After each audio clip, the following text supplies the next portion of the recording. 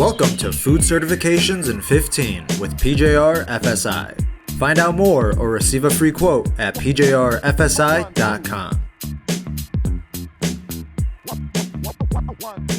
I'm Joel Verke. This is Johnson Registrars Food Safety Incorporated, PJRFSI Food Safety Certifications in 15. I'm with Alex Hanley from Navigate Food Safety. He is the CEO and founder, food safety coach, and training developer. We are talking about vertical audits. Vertical audits are now a part of SQF's version 10. It's already been a part of BRCs forever. And more people are going to be doing this. And it's just something maybe more and more people should be doing if they're not already. Alex, welcome.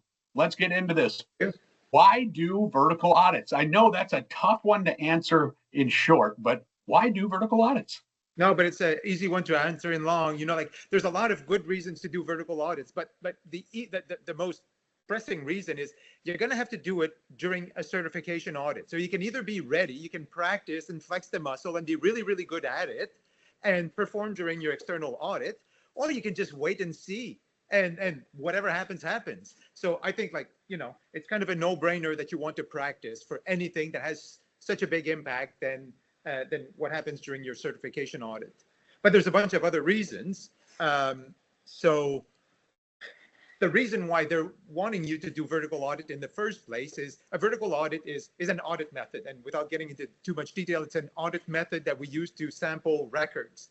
And records are really, really important. They're really annoying. And it seems like we spend a lot of time on records. And we, as auditors, when the audit's done well, we don't look at records just for nitpicking.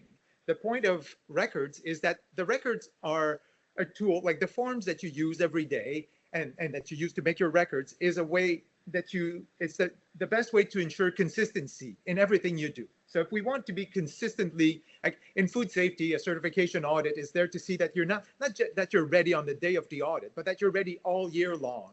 And if I want to know that you're ready all year long, I need to know that your people know how to keep food safe. I also need to see that you've kept records all year long.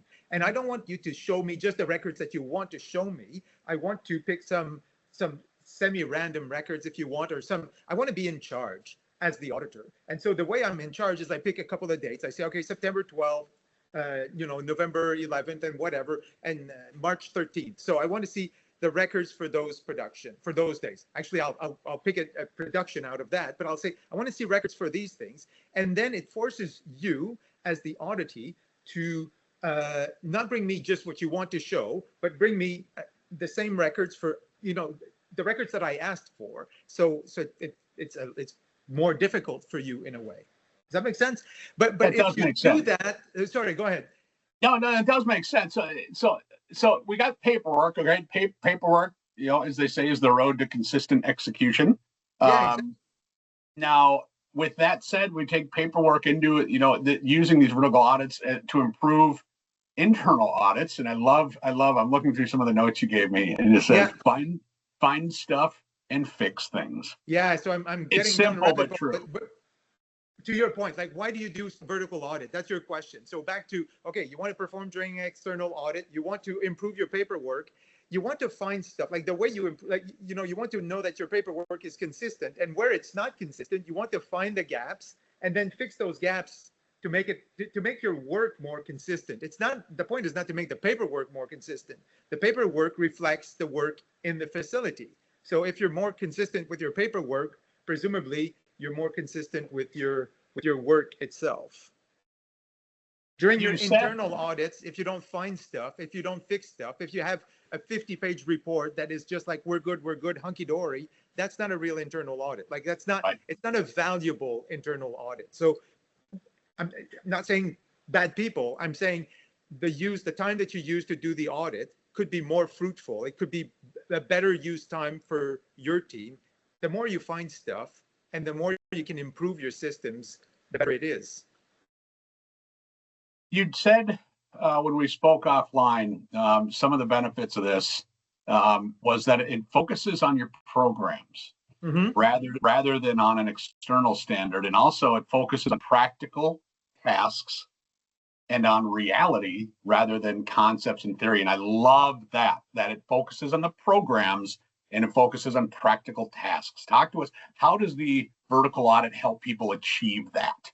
Well, so a vertical audit is an audit method, and we've talked about that. And when you start with when you do your audit, you can either start with an external standard or you can start with your own programs. So the way we do vertical audit is we make a list of all the forms that you have, so all the records that you'll have, and we start the vertical audit with the actual records, the list of records for your facility. So that's a complete focus on your own programs. We're not focusing on the standard. We use the standard to say which records should you have, which forms should you have. But once we've done that once, then we focus on your programs and on what, the implementation of your own programs. And so you should, how would I say that? We don't have to read between the lines. We don't have to say, what does it mean for us? Everybody on your team should understand your own paperwork. And it's much easier to, it's much easier to understand your own paperwork than to understand the standard. It's one thing for your SQF practitioner or your food safety lead or whoever it is to understand the code and then say we need to do that, but you're not going to have the maintenance manager read the whole code, or it's too technical. We get lost all the time. You can't have 10 people have an excellent mastery of an external standard, but the whole team should understand your own programs. Does that make sense, Joe? Is that what we were talking about? Yeah, no, it was. Then that kind of bled into the ready everyday concept, which, you were talking about quality assurance, just holding it all versus, really making this a team thing, making it a teamwork thing, auditing once a year versus supervisors verifying every day. And then there's those transferable skills. How does you talked a little bit about redefining the way people do their training? Yeah. So, the reason I'm talking about vertical audit, we've got a training that we've developed on vertical audit, and it's really focused on not training one member of the team, not training the quality manager or whoever's managing food safety to do a vertical audit, but it's training the whole management team on playing their part in a vertical audit, so that it's a task that the team does together. Because we know that in a lot of companies, unfortunately, people are busy and all the work of food safety gets kind of handed to the quality team or the food safety team, and they bear the vast majority of the work, and that's not how that cannot be sustained all year long. So in order to make the work lighter, then a better approach is to divide the work, make it simple, and have everybody do a little part. And that little part then becomes, how would I say that? Part of this system here is that the operators operate, the supervisors supervise, the managers manage. Okay, and that seems very simple, but supervising means that you're going to be making sure that your people know what they're doing and they're doing it right, that they're filling out the paperwork the way it should be, and that the plant is in good condition. Those are three things that every supervisor does. And that's three things that every manager does. And when you do it in your own department, it's called supervising or it's called managing. And then if you do the exact same thing if I do that in your department, you do that in my department, then it becomes auditing. And so it makes auditing so much more simple than having to learn a very complicated technical standard that's written for any situation, any product, anywhere in the world. Standards are really complicated because they are going to be used for auditing a canning plant, a dairy, whatever, a bakery, a flour mill, a chicken pot pie plant.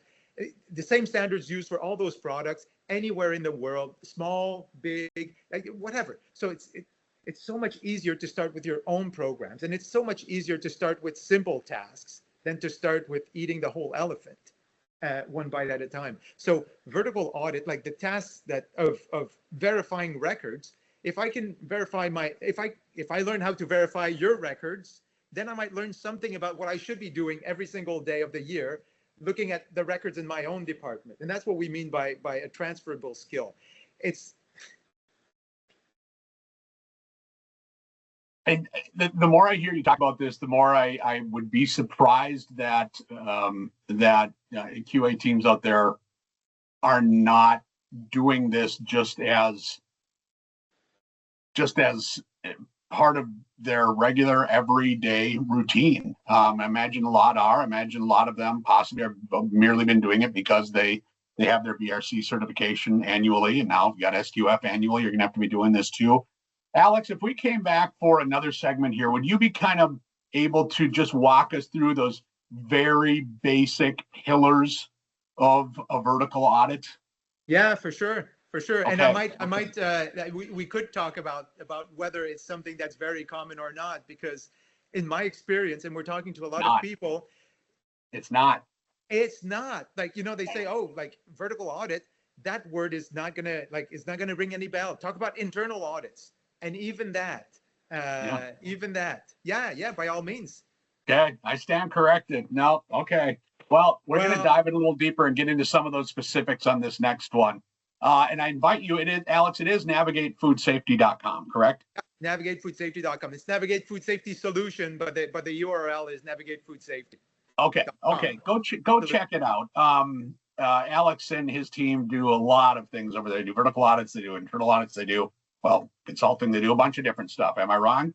You are not wrong at all. All right, check them out. They can do wonders for you. At least have a conversation with them if you're ever interested in learning more about this stuff. We're going to give you some basics on the next segment, and give you a little bit more on why this is such an important thing, vertical audits, to be doing. Alex, thanks for joining us again. My pleasure. Always.